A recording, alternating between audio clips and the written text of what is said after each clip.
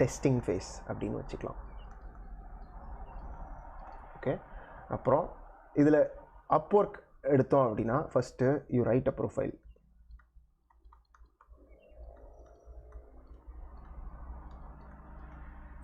Okay, அப்புறம் big projects.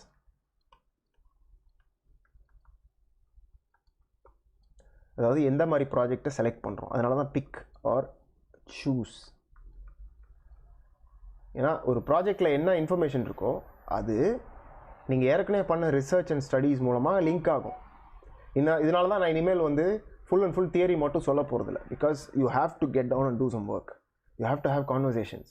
லிங்க்டின்ல மக்களோட பேசணும், ஆன்லைனில் மக்களோட பேசணும், அவங்களுடைய பிளாக், சோஷியல் மீடியா படிக்கலாம், கமெண்ட் பண்ணலாம், இந்த மாதிரி விஷயங்கள்லாம் பண்ணணும். ஓகே, ஸோ அதனால் வந்து வெறும்னே வந்து நான் சொல்கிறத படிச்சுட்டு ப்ளஸ் ஆக்ஷன் நீங்கள் போடணும் கண்டிப்பாக. Okay, conversations. ஓகே, வெறும்னே வந்து ஸ்டடீஸ் மட்டும் பண்ணிவிட்டு நான் ப்ரொஃபைல் எழுதுகிறேன், ப்ராஜெக்ட்ஸ் போடுறேன், சூஸ் பண்ணுறேன் அப்படின்னு சொன்னிங்கன்னா அது லக்கு மூலமாக தான் ஒர்க் ஆகிறதுக்கு சான்ஸ் இருக்குது. ஓகே, மோஸ்ட்லி வந்து இந்த ரியல் வேர்ல்டு எக்ஸ்போஜர் கொஞ்சம் இருக்க தான் நீங்கள் ப்ரொஃபைல் எழுதுறதும் ப்ராஜெக்ட்ஸ் பிக் பண்ணுறதும் சூஸ் பண்ணுறதும் நிறைய விஷயங்கள் மாறும். இப்போ மிஸ்டர் எக்ஸோட இன்டர்வியூலாம் பார்த்தீங்க அப்படின்னா அவர் வந்து இதை பற்றி நிறையா சொல்லியிருப்பார்.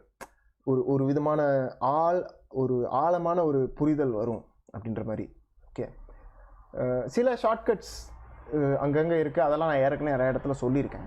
பட் இதுதான் வந்து ஓவரால் இது வந்து ஒரு லூப் மாதிரி. ஓகே, ஏன் அப்படின்னா இங்கே என்ன பண்ணுறீங்களோ based on this you write a profile, you pick projects, you choose. Okay, choose or pick projects, அப்புறம் பிட் அப்படின்னு சொல்லலாம்.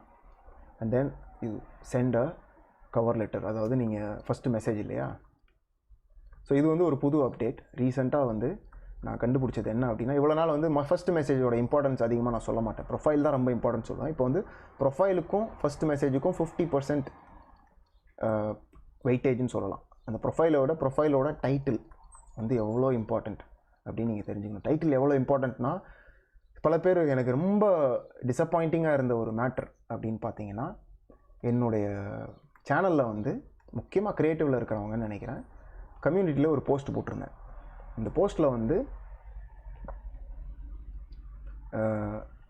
இதாக இருக்குது, most important in getting freelance project எது அப்படின்னு போட்டிருந்தேன். நம்பர் 1 வந்து போர்ட்ஃபோலியோ அப்படின்னு போட்டிருக்காங்க. இது எப்படி இருக்குது தெரியுமா? போர்ட்ஃபோலியோ அப்படின்றது நான் சொன்ன இந்த பைப்லைன் மாடலில் எங்கே இருக்குது, இந்த பைப்லைன் காட்டினேன். இந்த பைப்லைன் மாடலில் இங்கே வரும் போர்ட்ஃபோலியோ. ஒரு உதாரணத்துக்கு ஒரு கிளைண்ட் வந்து இது சேல்ஸ் பைப்லைன்னு வச்சுக்கோம். இங்கே வந்து client successfully he's giving you the project அப்படின்னா ஒரு 5-6 ஸ்டெப்பு தாண்டிட்டு கடைசியில் போர்ட்ஃபோலியோ பார்ப்பாங்க.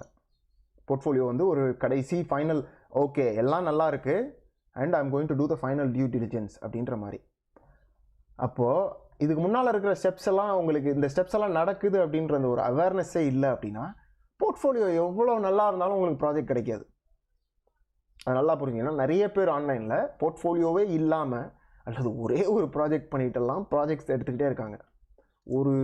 ஒரே ஒரு ஜஸ்ட் ஒரு சாம்பிள் பண்ணிட்டோ இல்லை ஒரே ஒரு கேஸ் ஸ்டடி வச்சுட்டோலாம் ப்ராஜெக்ட் எடுக்கிறவங்க நிறைய பேர் இருக்காங்க. Because they understand marketing.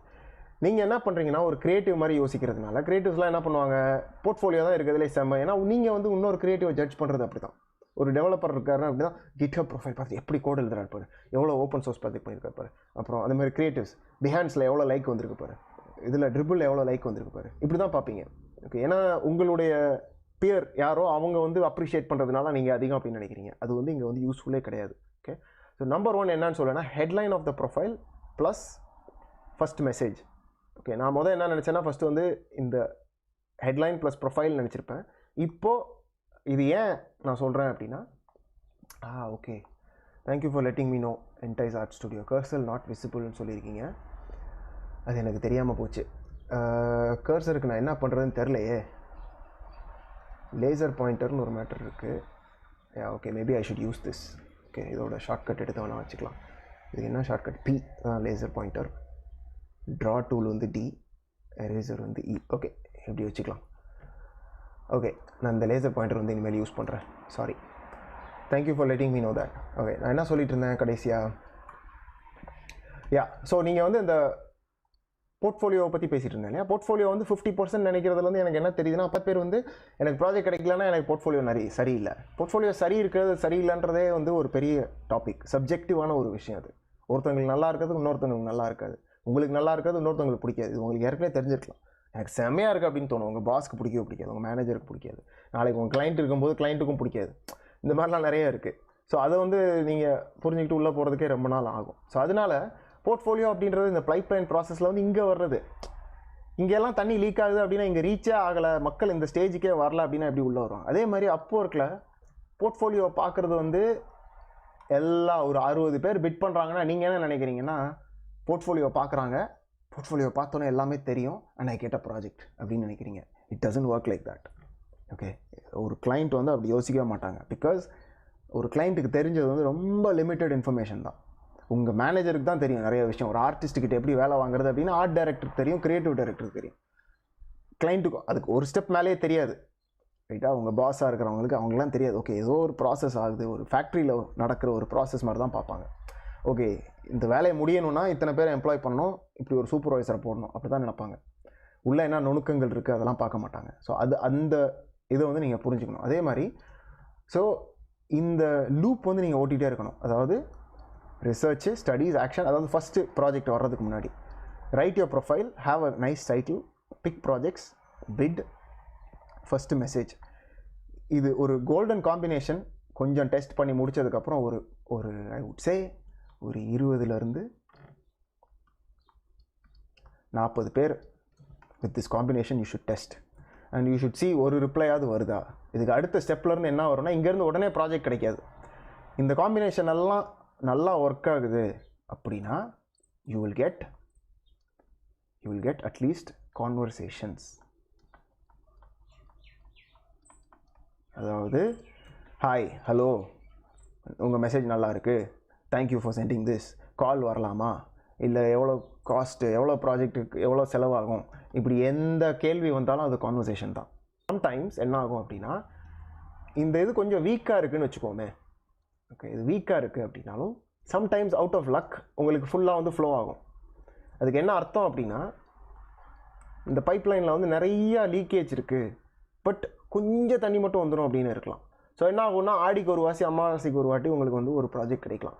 கிடைச்சோன்னே வந்து ஃபுல் பைப்லைன் ஒர்க் ஆகுது அப்படின்னு அர்த்தம் கிடையாது. ஓகே, அதனால தான் நான் சொல்கிறது, you should measure this part a lot. இங்கே இருக்கு இல்லையா, this area you should measure a lot. இதை மெஷர் பண்ணிக்கிட்டே இருந்தீங்க அப்படின்னா இது எந்த அளவுக்கு ஸ்ட்ராங்காக இருக்கோ அந்த அளவுக்கு உங்களுக்கு கடைசியில் ப்ராஜெக்ட் கிடைக்கிறதும் ஸ்ட்ராங்காக இருக்கும்.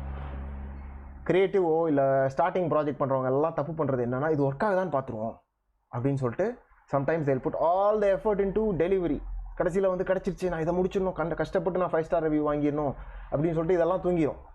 ரிசர்ச் பண்ண மாட்டாங்க, ஆக்ஷன், கான்வர்சேஷன் எதுவுமே பண்ண மாட்டாங்க, ப்ரொஃபைல் பண்ணுறது எதுவுமே பண்ண மாட்டாங்க.